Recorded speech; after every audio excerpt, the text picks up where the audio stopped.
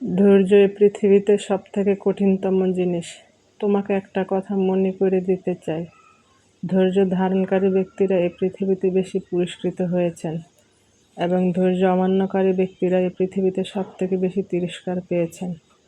বাস্তবে কোনো একজন মানুষ কতটা সুখী এবং কতটা দুঃখী, কতটা সুফল এবং কতটা বিফল, এসব কিছু নির্ভর করে তার ধৈর্যের উপর। তার কারণ কি জানেন? সফলতা এমন একটা জিনিস, এটা খুব মানুষের জীবনে দ্রুত আসে না। সুখ এমন একটা জিনিস যা মানুষের জীবনে দ্রুত আসে না। সুতরাং আমাদের সব কিছুতে ধৈর্য ধরতে হবে।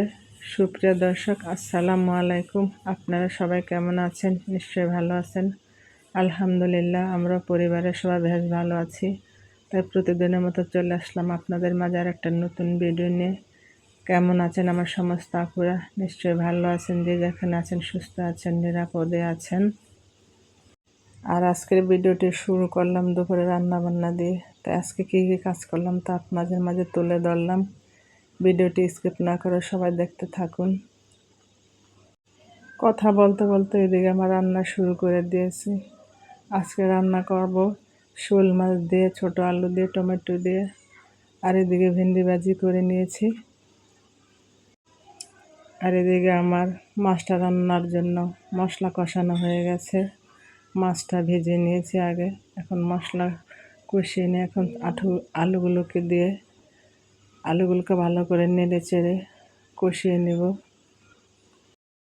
আর দিন দিন গরমের তাপমাত্রা আরও বাড়তে আছে, আর কত যে তাপমাত্রা বাড়বে আল্লাহ পাক ভালো জানে।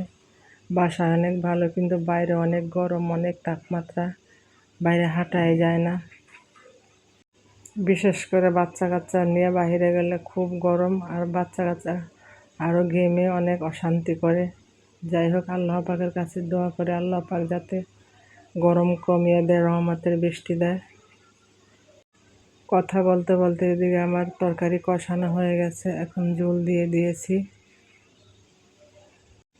আর আমার বাসায় আলু আমি খুব পছন্দ করি, আমার ছেলে মেয়ে খুবই কম পছন্দ করে।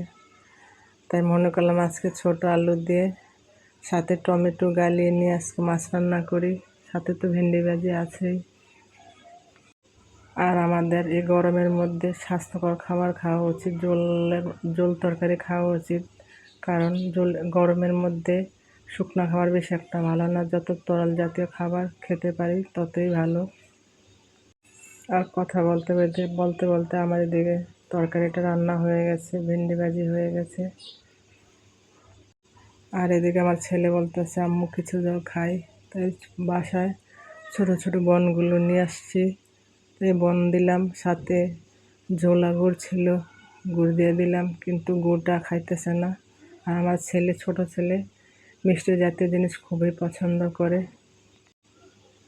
আর কথা বলতে বলতে আমার আপুদের কাছে একটা রিকোয়েস্ট করে নিচ্ছি, যারা আমার ভিডিওটি দেখছেন প্লিজ আমার ভিডিওর নিচে একটা লাইক দিয়ে ভিডিওটি কন্টিনিউ করুন। কারণ আপনাদের একটা লাইক আমাকে অনেক দূর এগিয়ে নিয়ে যেতে পারে এবং কাজ করার উৎসাহ যোগায়। আর আমার কথার মধ্যে কোনো ভুল ত্রুটি হলে আমাকে ক্ষমা করে দিবেন। আর এদিকে সন্ধ্যার সময় কী নাস্তা বানাবো তাই ভাবছিলাম। তাই রোজার মধ্যে বেগুনি ছিল বাসায়, তাই মনে করলাম যে বেগুন দিয়ে বেগুনি ভেজে নিই, কারণ বেগুনটি নষ্ট হয়ে যাবে। তারপরে বাসায় বেসন আছে, তাই ভেজে নিলাম, কারণ বেসনগুলো নষ্ট হয়ে যাবে। আর বেগুনি বেশি একটা আমার ভালো হয় না, যেরকম পারি সেরকমই ভাবছি। যাই হোক, আমরা ঘরের মানুষই খেয়ে নেব। বেগুনিটা দেখতে যেরকমই হোক না কেন, কিন্তু খেতে খুব ভালো লাগছে।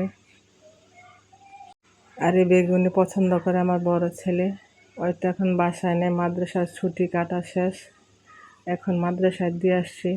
হ্যাঁ, বাসায় থাকলে খুব মজা করে খেত। আর ছোট ছেলে বেগুনি খায় না, ওই খালি মিষ্টি মিষ্টি খাবার বিচারে। যাই হোক, আমি আমার মেয়ে খেয়ে নিয়েছি।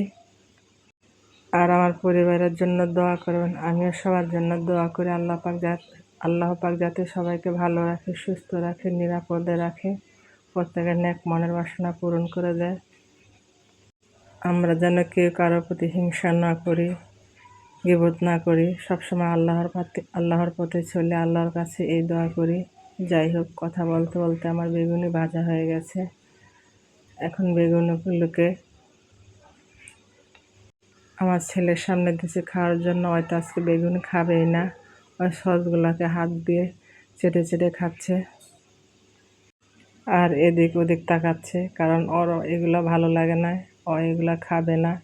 এখন মিষ্টি জাতীয় খাবার হলে হ্যাঁ খুব মজা করে খেত, আবার কেউ ধরলে তখন ধরতে দিত না। সেই জন্য হ্যাঁ হ্যার জিনিস মন মতো হয় নাই, এখন এগুলা খাবে না। যাই হোক, কথা বলতে বলতে এদিকে আমি একটা পার্সেল খুলে নিচ্ছি। পার্সেলটা হলো আমার ভাইয়ের। আমার ভাই বাইরে থাকে, ওই বাহির থেকে অর্ডার করছে আমার নাম্বারে, আমার ঠিকানা দিয়ে দিচ্ছে। আমি পার্সেলটা রিসিভ করছি। এখন পার্সেলটাকে আমি খুলে দেখছি, আর পার্সেলটা ডেলিভারি ম্যানকে বললাম খুলে দেখার জন্য। ডেলিভারি ম্যান বলতেছে এটা ক্লোজ বক্সড, খোলা যাবে না, আগে পেমেন্ট করেন তারপরে খুলবেন। কোনো সমস্যা হলে তাদের কাছে ফোন দিয়ে বলবেন, তখন তারা এটা ঠিক করে দেবে। তখন ওই জায়গায় খুললাম না। যাই হোক, বাসায় এসে এখন পার্সেলটাকে খুলছি। দাম যেরকম, জিনিস সেরকম। পাঞ্জাবিটা ক্যামেরার মধ্যে এরকম দেখা যায়, বাস্তবে আরও অনেক সুন্দর। যাই হোক, এটা আমার ভাইয়ের। আমার ভাইদের জন্য সবাই দোয়া করবেন। আমার ভাইরা খুব ভালো মানুষ, নরম মনের মানুষ, খুব দয়ালু। আর যার ভাই আছে তারাই বুঝে ভাই কি যে দন, আর যার নাই তে বুঝতেছে। যাই হোক, আল্লাহ পাকের কাছে দোয়া করে আমার ভাইদের জন্য, আল্লাহ পাক যাতে আমার ভাইদেরকে ভালো রাখে, সুস্থ রাখে, নিরাপদে রাখে, তাদের নেক বাসনা পূরণ করে দেয়। আর এদিকে কথা বলতে বলতে আমার ছেলেদের পাঞ্জাবিগুলোকে গুছিয়ে নিচ্ছি, কারণ এগুলো হলো ঈদের পাঞ্জাবি।